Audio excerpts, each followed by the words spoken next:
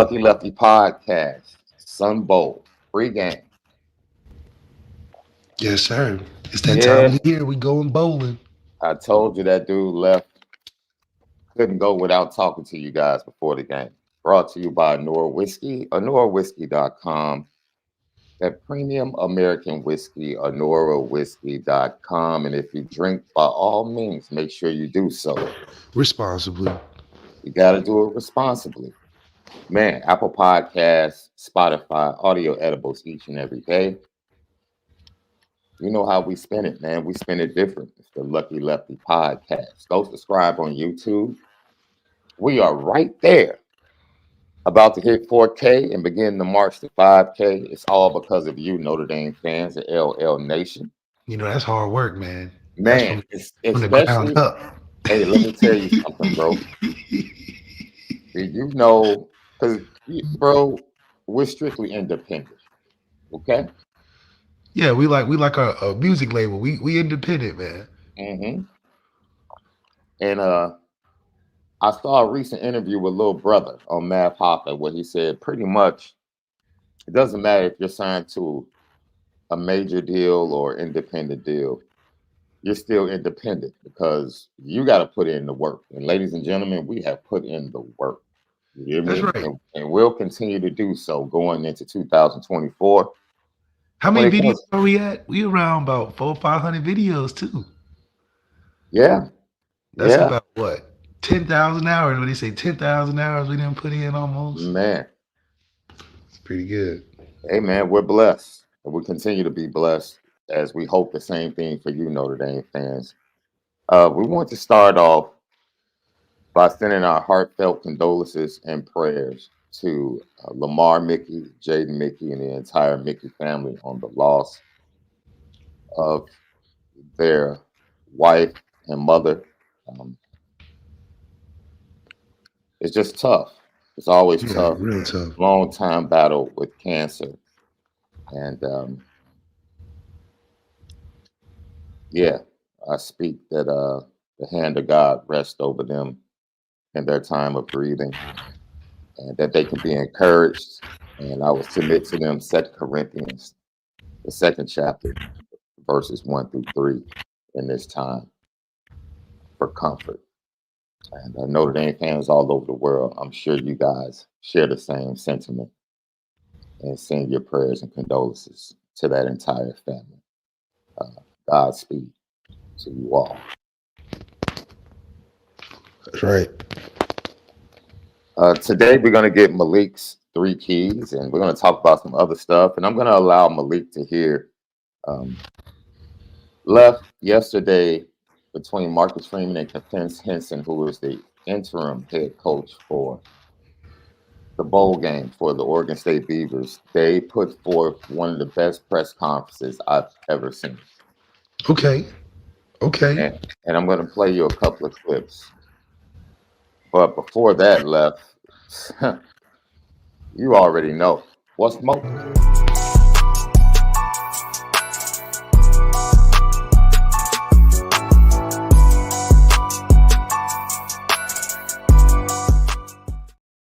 What's smoking? Brought to you by Fashion Geek. AlonzoJackson.com, Fashion Geek. We run the city. I'm actually rocking one of my FGs today. I bought this sweater 15 years ago, bro. Oh, that means that's a piece. That's a one of one. Yeah, it's a classic piece. It's what do they call it? Because this was never mass produced. It was a sample. Oh, okay. It's not even on market. No, you can't even get this joint. It was a sample, right? Just like Kanye. If you find Kanye some old pictures, he has an Easter Fashion Geek T-shirt. That was a sample, but they actually brought it back. I want to say like 5 years ago. Wow. So I got a 101 on a special day. My Notre Dame hat, ready to rock and roll. What's smoking is Malik's 3 keys to a dub. Brought to you by ONORA Whiskey and MalikZAIRE.com. For all your travel needs, go to MalikZAIRE.com. That's right.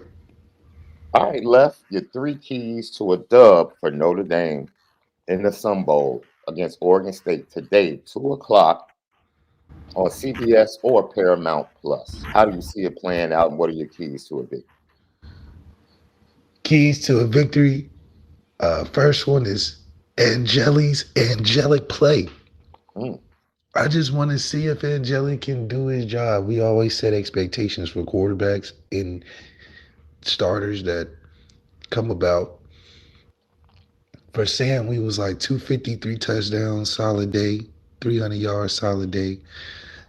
I think if Angelic gets over 150 passing yards, get him over 60 rushing yards, and it's contributed to 4 of the team's touchdowns, I believe we'll have a good day. I believe we'll have a good day. The second key, I think we got to run the football. I think this is a great game to find who we're going to ride on between Jadarian and Jeremiah Love as the workhorse replacing Aldridge. I think this is a perfect game to give us a glimpse of what next year will look like in that running back room as a number 1 and number 2. Hell, number 3. And then third, I want to see the young guys give us the performance that I feel like they've been waiting on all season. Your Jalen Sneeds, your Tyson Fords, your general backup kind of sort of thing. So I want to see the young guys make the impact in the game. I think if we get the young guys in, I think they'll make plays, and Marcus Freeman will look better for it. If this is a game won by the younger kids, his first bowl game win, but won by technically his recruits, except maybe 1 or 2 pieces. These are his guys for the baby stages, essentially. So, I think if we do those 3 things, we'll be able to come out with a victory. Those are Malik's 3 keys to a game, brought to you by MALIK'ZAIRE.com and ONORA Whiskey. Left, you know what I saw last night as I watched college football? Yeah. I saw quarterbacks that were recruited by Notre Dame, starting as freshmen, true freshmen in the bowl game, and having some moments, having some bad moments. And then others, like Avery Johnson of Kansas State, leading his team to a wonderful victory and playing really well. And it goes back to your point in your conversation you had with Kenny Minchie, where you said, yo, CJ Carr is the only babe or the only pup. You didn't say babe. Pause. CJ Carr is the only pup in the quarterback room at this point in Notre Dame. Kenny Minchie is no longer a pup. Kenny Right. Kenny Minchie should Minchie's be, supposed to be biting at the lip to be the full-time starter at this point. and he should be ready to roll. Steve Angeli, I just don't think they're planning the future with him.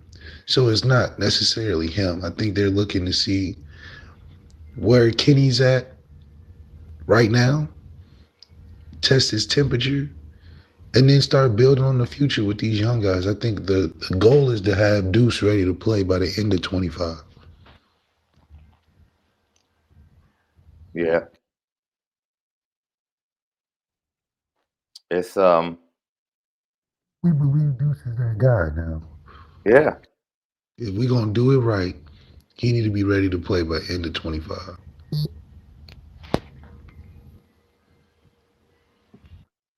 Man, look here. Into his freshman year, he was ready to go, right? Yeah. Yeah. Yeah. I see. That's why, and we're not gonna stay on this long, but look, man. That's why hey, coach, man. You get paid millions of dollars to coach. And if it's November, December, and you have a quarterback that can't play in a football game, then you messed up. Either Recruit wise. you evaluated wrong, you recruited, dude. This is the business of college football. Getting players ready to play, period. And same thing with, dude, I saw first-time starters on the offensive line, right? We're going to see that for Notre Dame today. Yes, they gave up some sacks. Yes, they made mistakes, but teams are still able to put up 30, 24, 28, 38 points, even with the mistakes. And that's why I predict Notre Dame's going to score 30 today. Like, there can be mistakes offensively. So what? Go play. There's plenty of opportunities for big plays and opportunities to put points on the board, right? We just saw Miller Moss for USC throw 6 touchdowns and put up points. It can happen. It can happen. And that's why I think you have been saying, Lo, let's believe in what exists in the quarterback room at Notre Dame already. Like, regardless of what you want to do in the portal, like, there's talent there.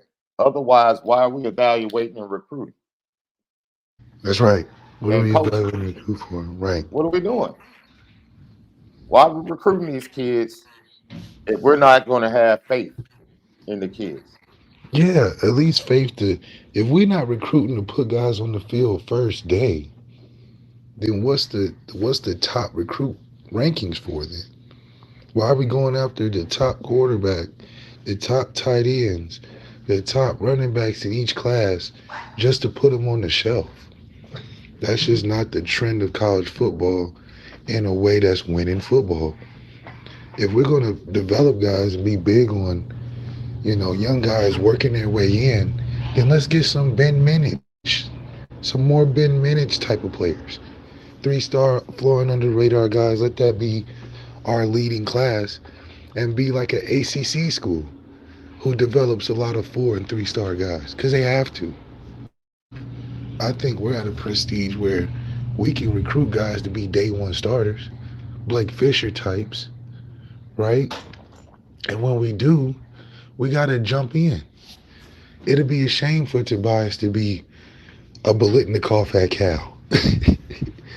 Cal put up points now. They had almost put up 50 on USC. Not that that's a standard of defense or nothing, but still, that's 50 points, 50 points. So it'll be interesting for sure. Lucky Lefty podcast. So those are the 3 keys. Now we go to Malik's clean sheet, right? You got your clean sheet left. How is Gino Guidugli going to call this first 2 to 3 series, right? The first 15 plays, not actual plays, but the concepts. And what do you think he's going to do with Steve Angeli to kind of ease him into the game, and get on the board early? Well, it's interesting. I think it's the interesting dynamic of Gino Guidugli first time calling it in Notre Dame's offense, but then also Steve's first time playing.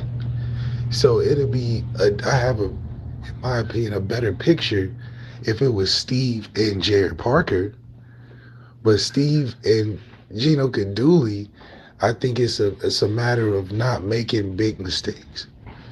So if I'm Gino, I'm going to the well. We might run the air out the football. That's a high possibility. Now, having an inexperienced line in some cases, Charles Jagasaw out there, you got to keep those guys in mind. And usually younger linemen are better, obviously, in the run game because they get to be on the offensive and be on the attack, which bodes well for guys like that to get comfortable. I don't believe there's going to be a ton of drop back passes for Steve. I think we'll see quick game. We'll see rollouts. We'll see a play action, take a shot, a bunch of little dump off screens. I think that's the easiest way to kind of take the ball out of Steve's hands and rely on the skill makers around you, which I think will be good because then you get to see the young talent that's developing. You get to see Jadarian. You get to see more Jordan Faison. You get to see guys doing a heavier workload than Steve just running around and throwing for 7 touchdowns like Miller Moss of USC. So that's why I give it. If he just gets over 150, that tells me you can distribute the football with a nice run game, especially against a team that's, we don't know how physical they are as a unit as their twos and threes are playing. That's a different type of Oregon State team. It's not the ones with the experience, the in-game knowledge, the prep, the been there, done that, the toughness. So this is a different style of an Oregon State team. I think they'll be motivated, obviously, with their interim head coach. But Marcus Freeman should feel really good. This is not a big matchup like he's going against Ryan Day or he's going against these legacy style of coaches like Mike Van Gundy. No, that's not Mike Van. What's his name in Oklahoma State? Oklahoma Head coach. State. Head coach. Oh, no, your boy. I'm a man. Um, Yeah. Mike. Yeah, Mike Gundy. Yes. Yeah, Mike Gundy. So it's not like he's going against a legacy head coach with a lot of wily game situation experience. This should be a nice alley-oop as he's transitioning his team into becoming something different. And I think before you get all these recruits in, this game is really good to see what your base layer is. What's the foundation of what this team is going to be based on in this bowl game? Because these are the base players. Everybody that you're adding next year is somebody that has to work into the fold. Riley Leonard and Chris Mitchell and all these transfers that we're getting are not the base of the team and shouldn't be. Yeah. They shouldn't be the all premier players because that would tell you, to me, that we had nothing here. And I don't think that's the case. So Marcus Freeman should feel good, man. And Gino Gaduli, his job is just to not put Steve in situations where he's having a bunch of turnovers, meaning he's got a bunch of situations where he's got ball handling, a bunch of tricky ball handling plays, a bunch of long developed plays, probably just have a couple guys run out, tight end and a receiver kind of thing. So heavy use of making easy throws ready, available so he can be comfortable. And then if he can add his flair of adding some checks here and there, doing some good things and just throwing the football where it's supposed to be, he's going to do everything we want him to. We're not asking him to pull off anything crazy. So, I don't want him going in there thinking, okay, I got to Superman this situation. You don't. Can you be a game manager? Hell. Not a game changer. We ask, Marcus Freeman would love if he would just become a nice game manager this game. Lucky Lefty podcast. They're right on that cue. Left. This is what the head coach of the Fighting Irish had to say about his first time starting quarterback, Steve Angeli. The only thing I don't like is that you're introducing your new quarterback as Sam Hartman's backup. Why do you keep relating your starting quarterback to a guy that's not playing with us? I don't like that. How do you earn the right to be a dude's backup? That's not very confident in terms of answering the question. You know what I mean? If anything, I'm directly talking about the kid as a standalone if I believe it. Because one, you comparing him to a guy that didn't meet expectations. Let's just right. Please don't be Sam Hartman. Yes, please. We don't want you to be Sam Hartman. So we want you to play better than Sam Hartman. So don't refer to Steve as lesser than that. Lesser than Sam is going in the wrong direction. So hype up your QB as, man, this kid and his abilities, traits, yada yada yada, leadership, yada yada. That's what you go into it. You speaking about a guy that is chilling on his farm, getting ready for the NFL or whatever he's doing, right? I don't think that's important to put in there. You know, like you don't need to build Steve up off the back of Sam Hartman, if that makes sense.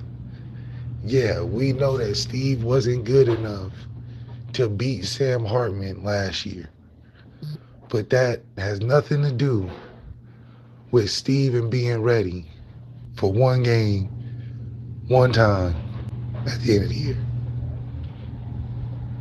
Hell, if you're gonna do that, you might as well just throw Kenny Minchie in there because essentially he deserved the right to be Sam's backup. I mean, what are we talking about? Like, shoot, to know how to hype the fans up. Throw in there, hey, we got three guys, very capable. All three are looking to get some time because they've been working hard, and you should be excited about what's coming down the pipeline. I'm not talking about no Sam Hartman backup. If anything, I'm gonna oversell Steve. Yeah, Steve was just, but I couldn't keep him off the sideline. He just always involved, right? He got the team support. He's a team guy. The team got confidence in him. He making throws in practice I ain't seen all year. He's learning from the reps, right? There's all type of ways to hype up a first-time guy other than comparing and building him off of the guy that didn't meet expectations. So, other than that, you know, it's Steve's 15 seconds of fame, really. It can go really bad really fast, or it can go really good and we send him off the right way. But Kenny Minchie got to get in that game. That's just the bottom line. Like Steve, you get your opportunity, but Kenny Minchie needs to be seen in some capacity. Man, look, I feel you, man. Coach Freeman talking about that dude that's now in the number one seat in the running back.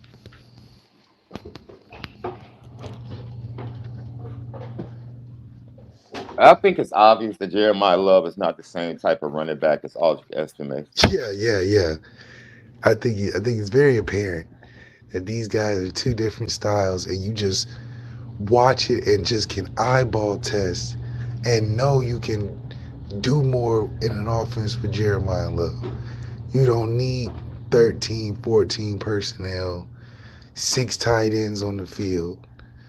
You can disguise run a lot better with a guy like Jeremiah because he can get out the backfield, do different things like that. Aldrich, you're just like, the defense in my mind is just like they're gearing their necks up knowing if he get this ball, he downhill. Jeremiah Love is, okay, we got to have somebody chasing him. Who's fast enough? What's the mismatch? What's the potential of this, right? So it's not that Aldrich isn't exciting, but Jeremiah Love just gives it a more exciting feel to what can happen. And so, you know, it's no secret about it. That's why we just think he's one of those ones. I mean, we've been saying this since day one. I think with Jeremiah Love, I'm very interested in seeing the evolution of the run game, right? Because we saw a lot of straight ahead runs into the middle of the line with Aldrich estimates. Now I want to see if they get out on the perimeter, right? Steve Angeli is a little more athletic. Could we see Steve Angeli actually pull the ball on an RPO with Jeremiah Love? I mean, this is something where linebackers have been pretty much tackle to tackle with the Notre Dame running game defensively. Now, with Jadarian Price and Jeremiah Love, it's sideline to sideline in the running game, right? And it's going to be interesting to see. We saw clips of them getting him involved in the passing game in practice. That's right. So this should look like a mini version of what an offense with Riley Leonard will look like. I really believe in the heart of hearts that Steve and Riley are more similar than they are different. And if I'm Gino Guidugli and even Denbrock, I know that Steve and Riley should have a very competitive battle. I think this is one of the more, if it was an even thing, I think skill set wise, it's the more even battles where it's just a matter of who you want to choose as an option. They can both run a little bit. They'll both stick their nose in there. They both are team guys. They both are decently accurate. Like, it could be more desired, of course, but it's decently accurate. I mean, hell, Steve's damn near what, 90% right now in the action that he's gotten.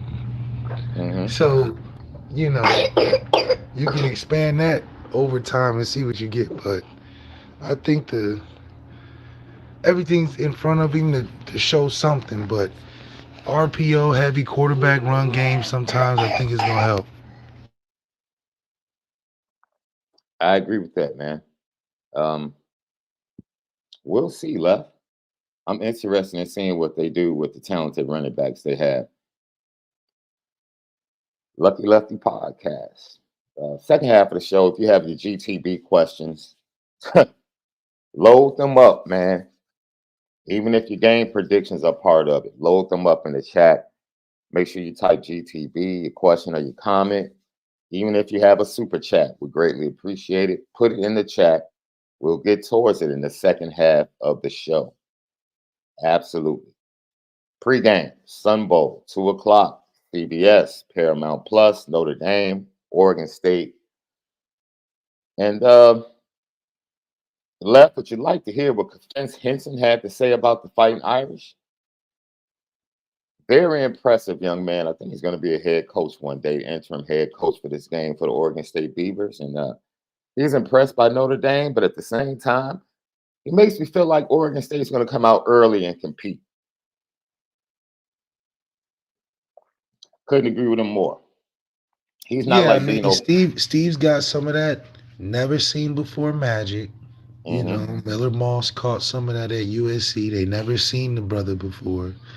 And then he shocks him with 7 touchdowns. So Steve has got that on Six, his bro. side. 6. Don't give him an extra touchdown. Yeah, Oh, 6. sorry, 6. Yeah, it felt like 7. He was balling. But for Steve, that's an advantage. Nobody knows anything about your game for real. So anything you do is going to be their first time, regardless of how long they study, which is obviously the upper hand that you get. So that's what I'm saying. Everything is in your favor to have a nice game today. Essentially, everything is on your side. So it would be really nice to see Steve be like a Miller Moss. I mean, damn near Steve graduated already, or he's like a semester or two from being done, and he hasn't taken significant snaps yet. So this is the feel good narrative. Same thing that happened for Miller Moss. I see the same type of success for Steve. Make some mistakes here, there, have some of that fresh magic, that new booty magic, and then he'll be able to play at a nice streamline. I think it'll be easy.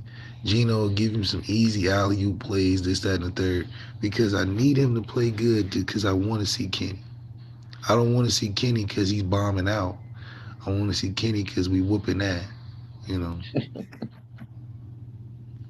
Like, you want to have both, right? Yeah, we got it. Because I feel like it would be for this game to be so insignificant to the future of things because it's the end of the season. It's Tony the Tiger Bowl. Like, come on, like this is, if anything, this is a game to just throw out all the dudes that you just got to get some tape in a significant game, but insignificant to where it doesn't impact you any sort of way. It's just like it's the consolation, combine. We got to see who we working with out here. Yesterday, Left, I actually had a bowl of Frosted Flakes with some bananas just to kind of get ready for this Tony the Tiger Sun Bowl. But I had to. I wonder what those events be like. Are they giving out like lifetime supply box cereal or like what's the What's the goal like? What's the drive? Hey, left. I am a big time cereal guy. I would not be mad. I would not be mad at receiving a lifetime supply of man. I'll take a lifetime supply of Yeah, frosted everything's flakes. cereal. Everything's cereal. Yeah, I could rock with that. Shoot. Frosted flakes, The Captain Crunch Frosted Crunch Flakes bowl, Bears. man. Man, Lucky Lefty podcast. So let's take a look at this matchup for all of the bettors out there. Right now, currently, the line I believe did move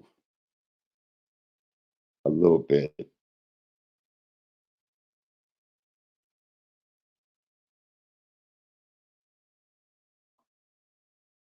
Yeah. Notre Dame is sitting right at 6.5 as a favorite.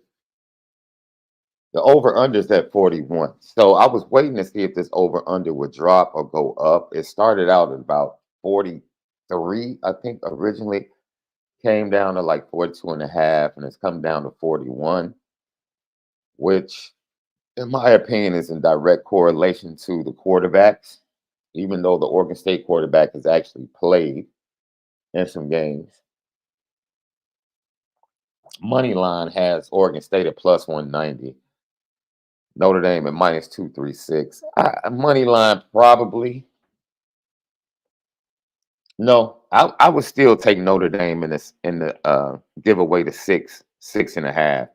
If you can find it with 6, go and grab that because I think Notre Dame is going to win double digits in this game. But for the bettors out there, Notre Dame is right now currently at 6 or 6.5.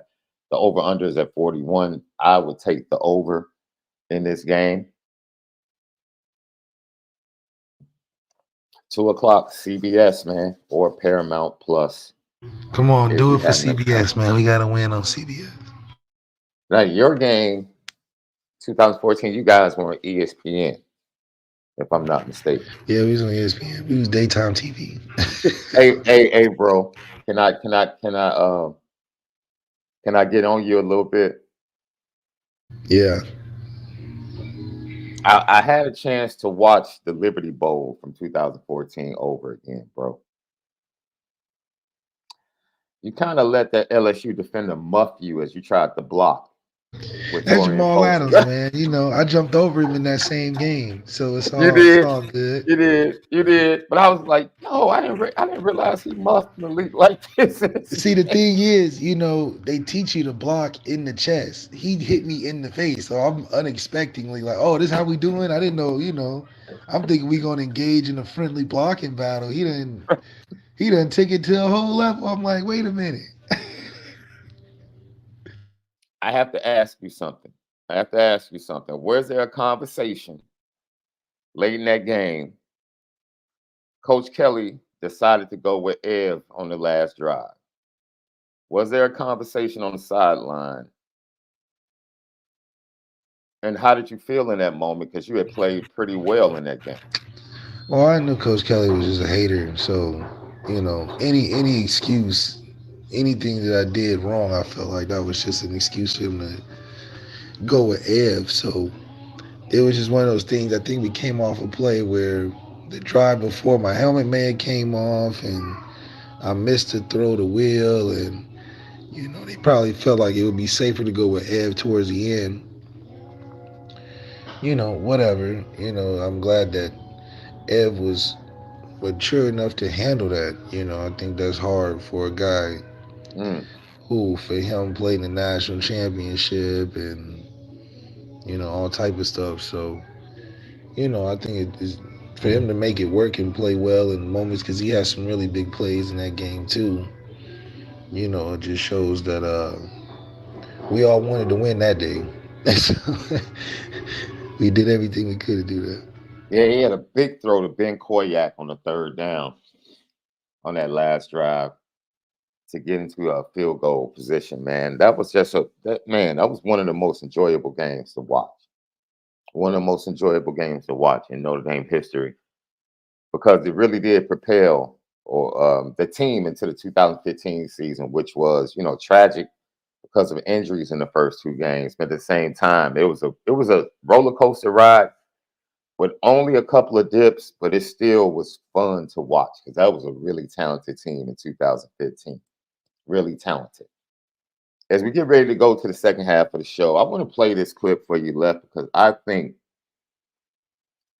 if you want to hear a coach pretty much say, man, look, don't bring that crap to me in a nice way and in a respectful way.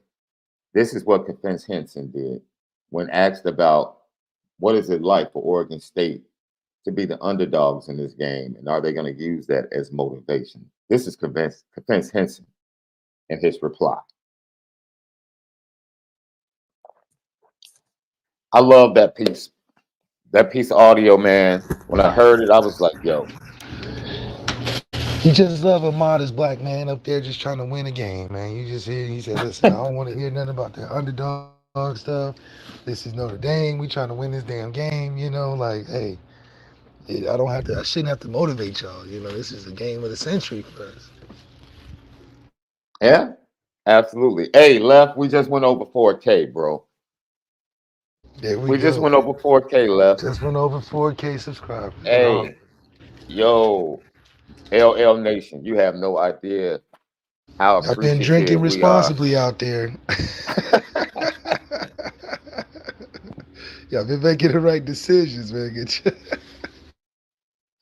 Yo, man, we thank you guys so much, man. This is especially with this year. I think both of us went through some personal trials and tribulations, man, that kind of rocked how we do things on a daily basis. We're really just getting back to having our consistent time slot and not jumping all over the place. And that's a blessing within itself. And the blessing of Left doing his thing in the booth with CBS and CBS Sports Network. Let me tell you something, man. If anybody else tells you, and I said this last night, bro, don't ever let anyone tell you what you can't do. And when you That's have right. a vision for who you want to be and how you want to do it, don't let anybody deter you from that. And that is truly our testimony as we sit here with 4,000 subscribers today, right? There were plenty of, people, like I said, people called us the KRS and Biz Marquee of Notre Dame content, all types of crazy stuff, socially, racial, insensitive stuff. And like we just stuck to it. That's it. And we're going to continue to stick to it. And we're going to continue to build. We're going to launch our Patreon connected to LuckyLeftyPod.com, where we're going to talk about interesting things. I think the first thing we're going to launch is Malik is going to give an exclusive with his conversation with Kenny Minchie and what it means moving forward for the young man. So we got some big things coming up, man. We thank you for your support. And I'm sure you guys are going to support that when we launch that. Our guy Kent Gibbs from Locked On is going to be on with us talking and jumping in on several topics, especially, we got to get the food segment going, Left. We have to get the food segment going, right? Yeah, that might be the Patreon for sure. Right there. For sure. And, I still can't believe Medium Rare won. Yeah, I definitely thought Medium was going to win. It tells you about your audience a lot. Hey, man. Lucky Lefty Podcast. When we come back, guys, we're going to get into some conversations about the quarterback position. And I'm going to tell Left about a quarterback from the Northwest that he probably didn't know was pretty good. And then Left is going to give you the reasons why there needs to be a quarterback competition in the spring at Notre Dame. Lucky Lefty Podcast, man. You already know. We spin it different. Ready, down, put.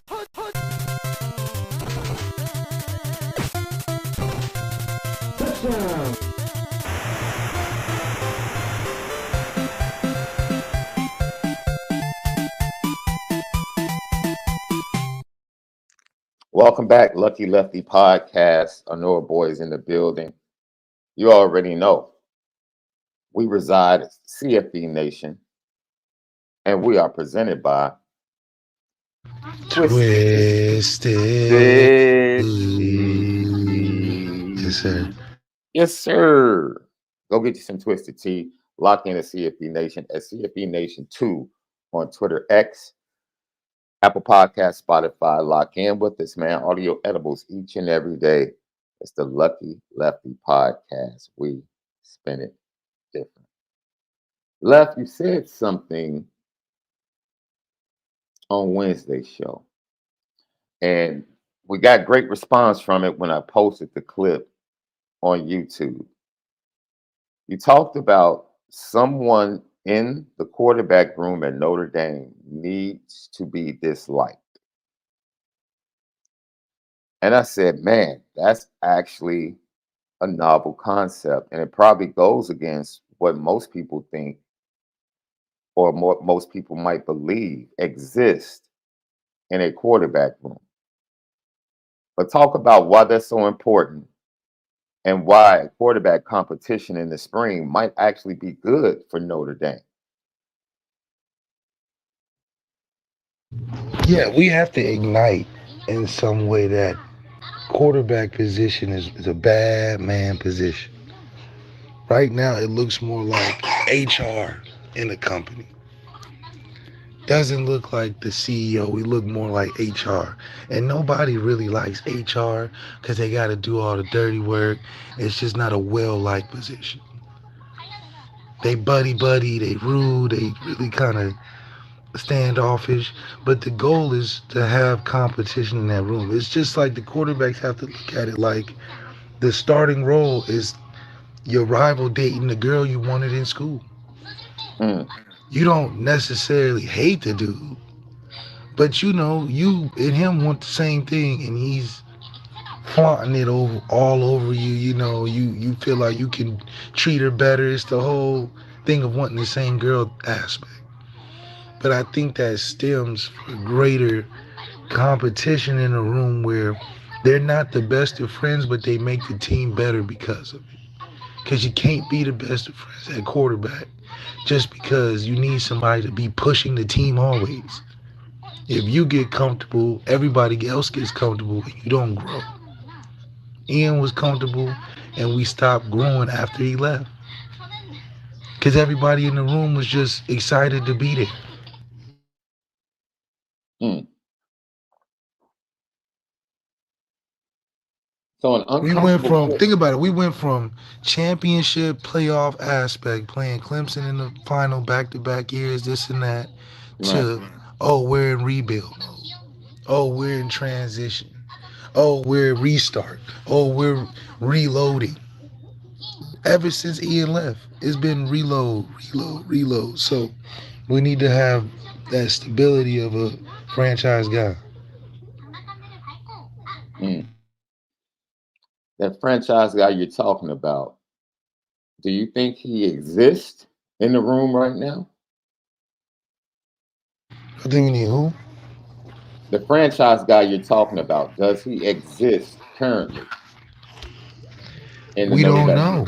quarterback That's room? why we got to get these guys on the field. And getting transfers don't help us know either. At some point, we got to see if y'all can recruit the position, man. Can we see what y'all be flying around doing and giving dudes offers and stuff? Can we see that on display? Like Wake Forest was right. We taking credit like Sam been there his whole career, making him team captain, making him the featured player on all the big game poster boards. I mean, going all out for Sam as if he was the second coming of whatever. Man, look, let me tell you something. It is incredibly important that Steve Angeli perform well today for this exact reason. In my opinion, Steve Angeli can open the door to exactly what you're talking about, Left. Evaluating, recruiting, coaching, and developing the quarterback room at Notre Dame. He can have more of an impact on that narrative starting to change than Riley Leonard ever can. Riley Leonard could come in next year and have a fantastic year. By all means, I hope Notre Dame goes undefeated, gets a great seed, wins in the college football playoffs, and gets a chance to get into the semifinal or the final game. That's my wish next year. Even if he does that, nothing changes when it comes to evaluating, recruiting, coaching, and developing at Notre Dame.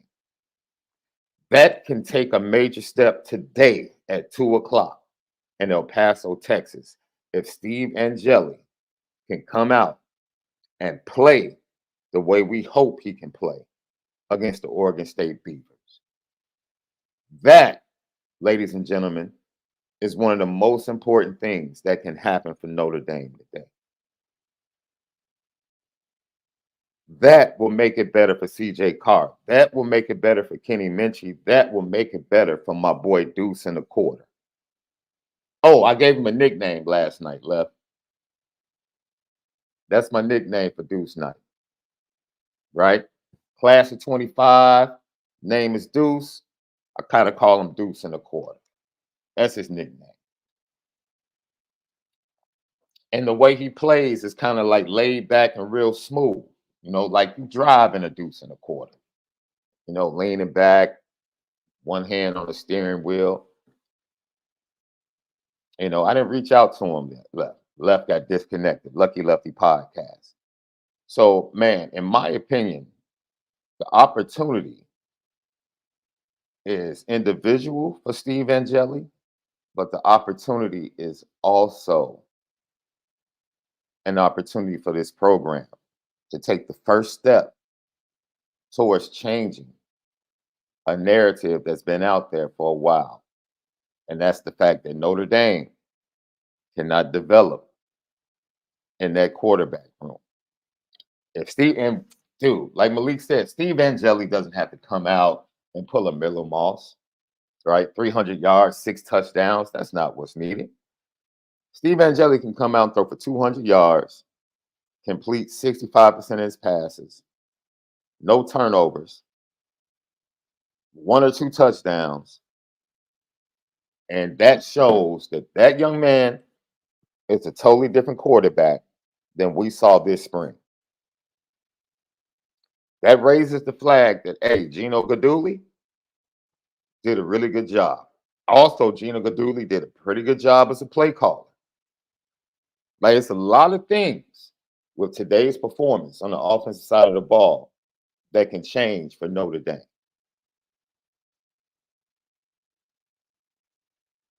A lot of good things. So it's an opportunity for Steve Angeli, without a shadow of a doubt. Huge opportunity for Steve Angeli.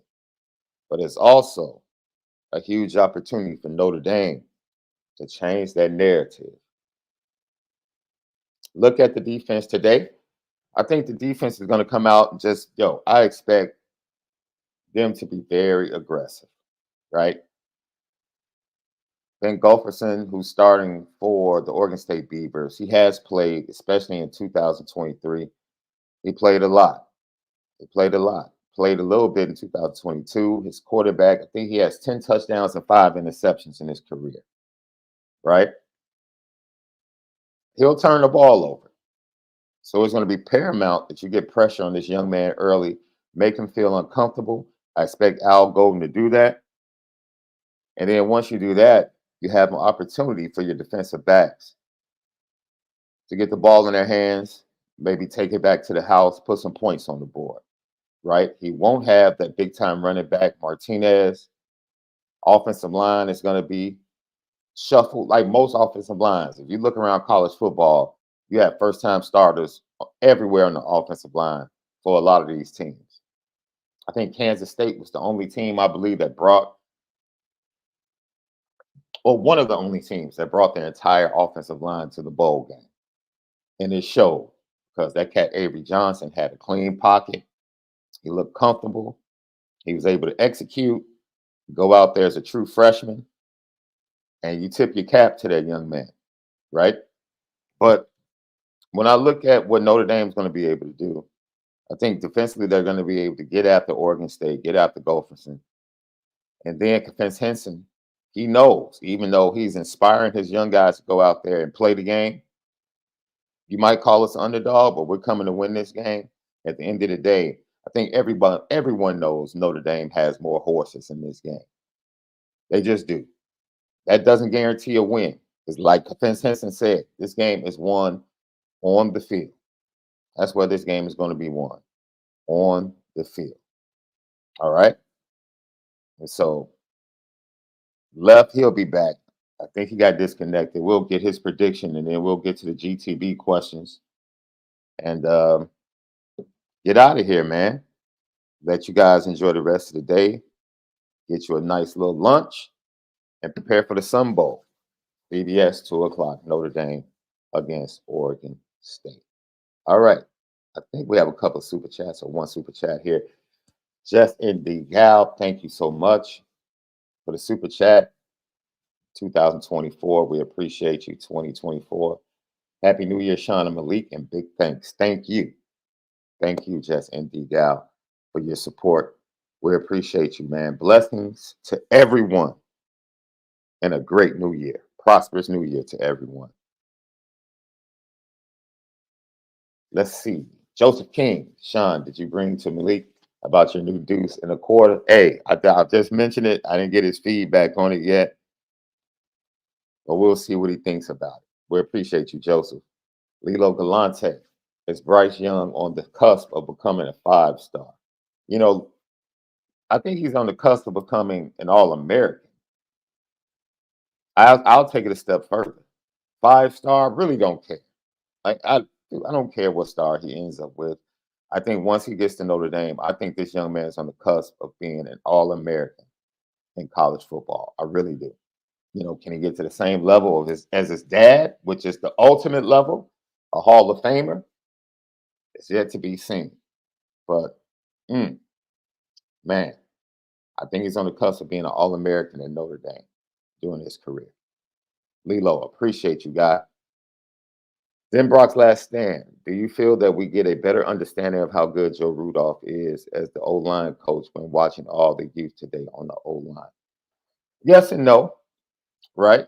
I think in game, we'll find out a lot about these young men, and you'll find out a lot about him in game because I expect mistakes by the young O-line. I don't expect perfection, right? Because we've seen similar things in bowl games this entire holiday season, where you come in, you have fresh starters like Arizona had with Fafiti, the quarterback that I love at Arizona. Jed Fish did a great job with that freshman out of Servite. He had a true freshman starting at left tackle, right? And early on, Oklahoma was taking advantage of him, right? Even into the third quarter. And then at the end of the game, you just saw the kid get better. And all of a sudden, Arizona started making plays. They got some turnovers. They put some points on the board. So I expect mistakes, but I expect Notre Dame to still have the opportunity to put points on the board. And it's what they're able to do and the adjustments they're able to make and the improvements you're able to see in the midst of the game that's going to tell me more about Joe Rudolph, right? Because he has talented kids. It's not like Joe Rudolph is taking a bunch of 2 and 3 stars, which he might have done at Wisconsin during his time, and turning them into really good players. And Joe Rudolph has top-tier offensive line talent that he's working with. So that's how I see it. Jim Brock last stand with another GTB. It's the same question. Sorry about that. But we appreciate you guys. Lucky Lefty Podcast. Ryan Loftus, another GTB. Are you guys working New Year's Day or taking it off? New Year's Day is that Monday? Yeah. New Year's Day, we'll do a show, right? Yeah. We'll, talk about some more Notre Dame stuff that happened in the bowl game, probably go over some of the press conference stuff, and then we'll probably preview the games. Gino, I'll ask Malik because I know they're expanding. Him and Tavon Coney, uh, they're expanding the brand and they're working on distribution and getting into more places. Because it distrib- it's distributed out of, oh, what's the place? It's actually a place near South Bend where Honora whiskey is distributed from. So they're working on that right now. A new marketing and sales plan and more distribution.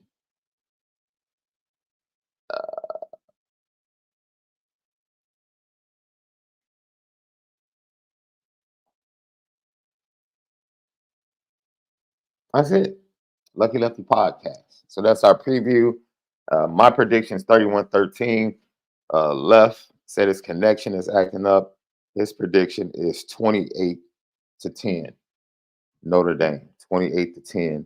Notre Dame. Just in case you missed it, you jumped in live. Malik's 3 keys. Check it out at the beginning of the show, and also his clean sheet with the first 15 scripted plays from Gino Gaduli for Steve and Jelly. Man. Great show.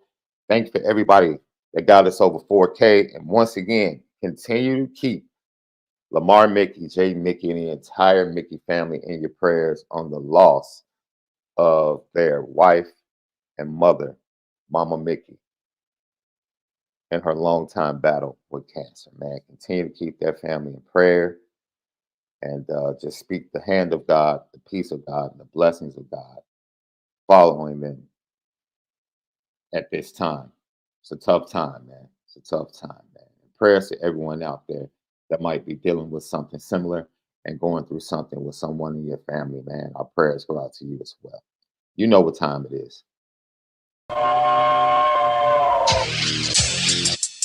Petticoat, petticoat, petticoat, Junction. It's time to get petty. Oh, we did a good job executing. Are you upset with something? And fire up the Petticoat Junction train. I just don't like you. You don't? No. What is today's petty history? Petty Junction.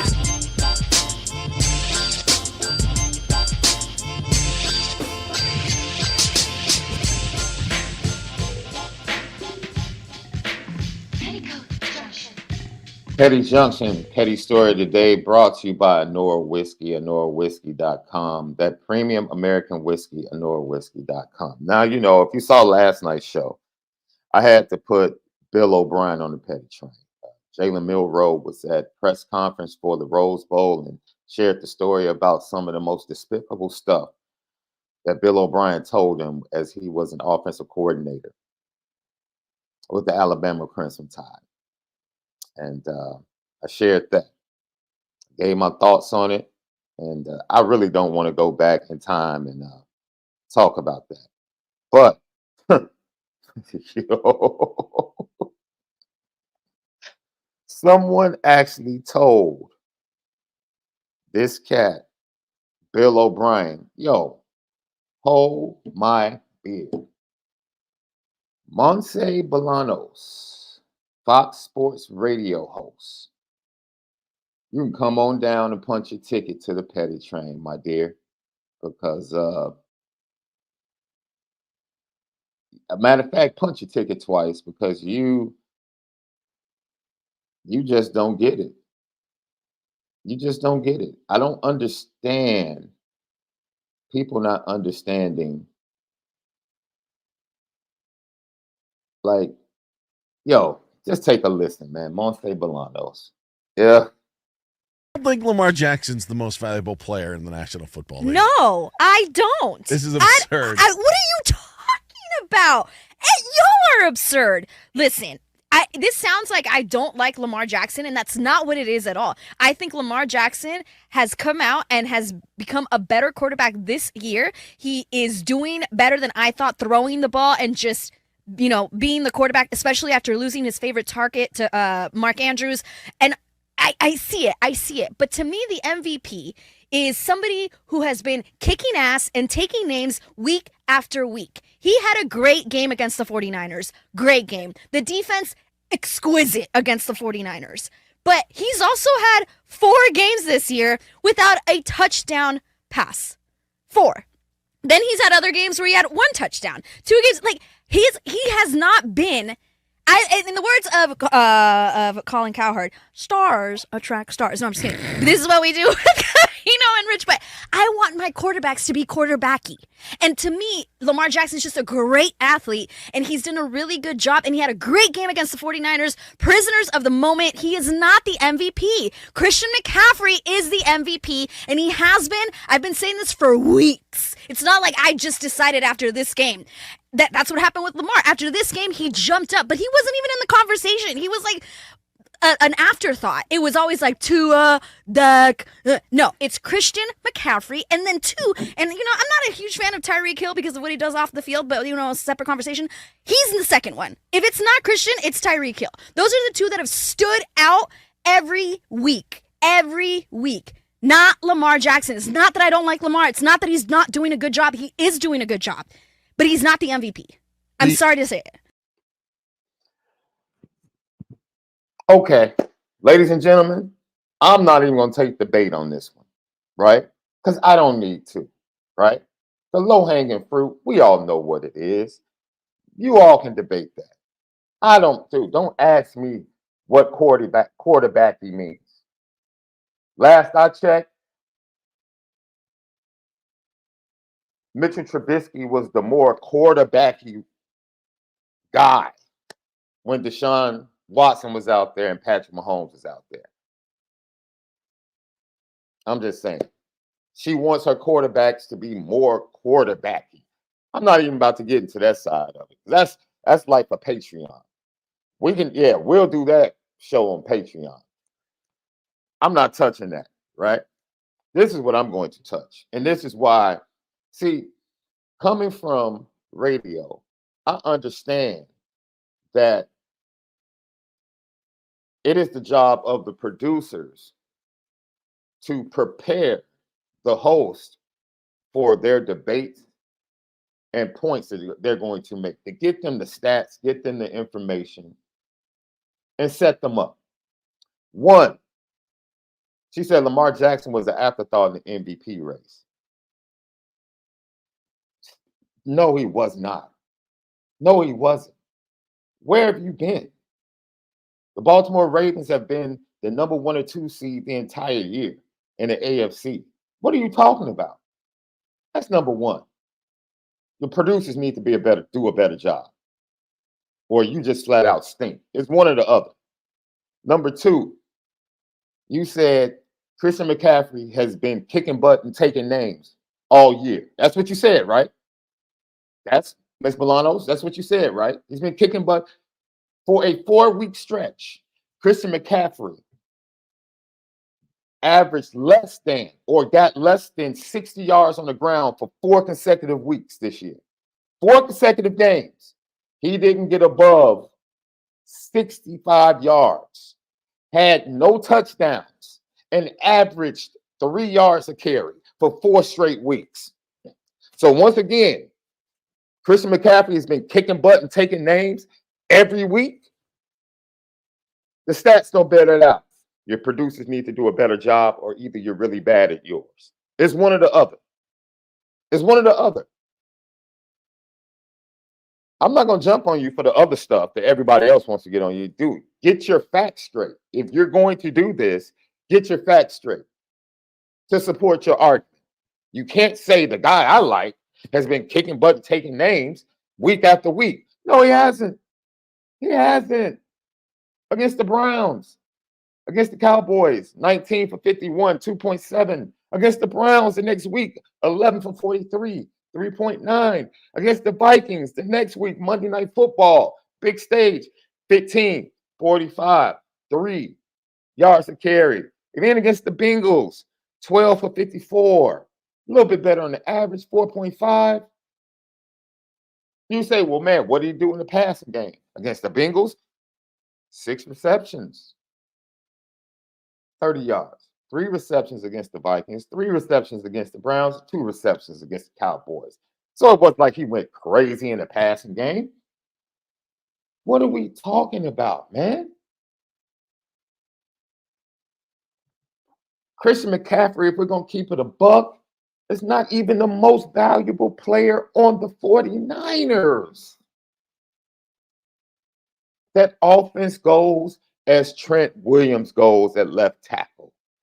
When Trent Williams does not play or has not played, the offensive production for Brock Purdy and Christian McCaffrey plummets.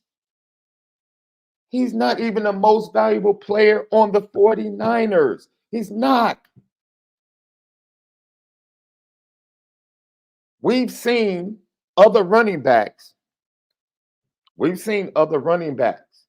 Produce for shout.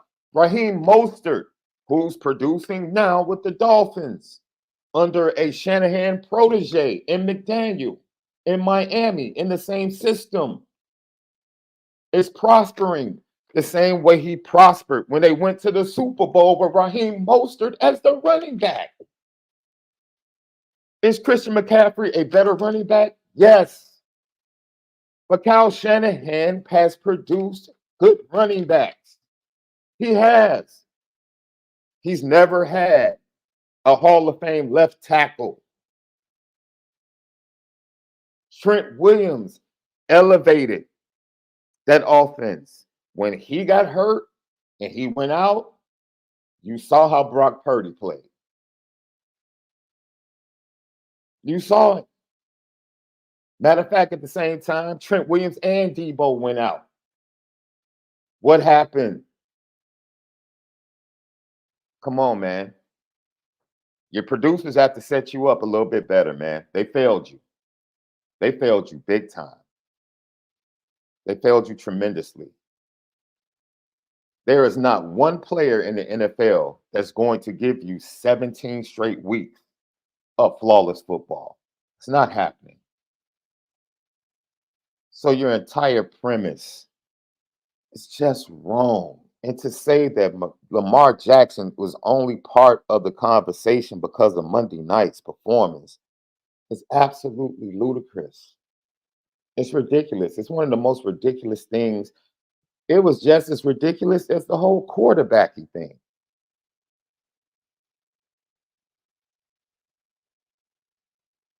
Quarterbacking? I'm not even touching that. I'm not even touching that.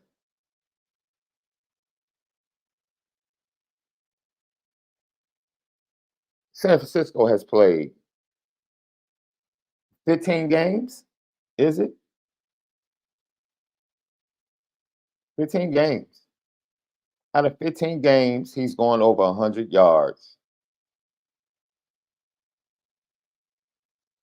7 times in a game?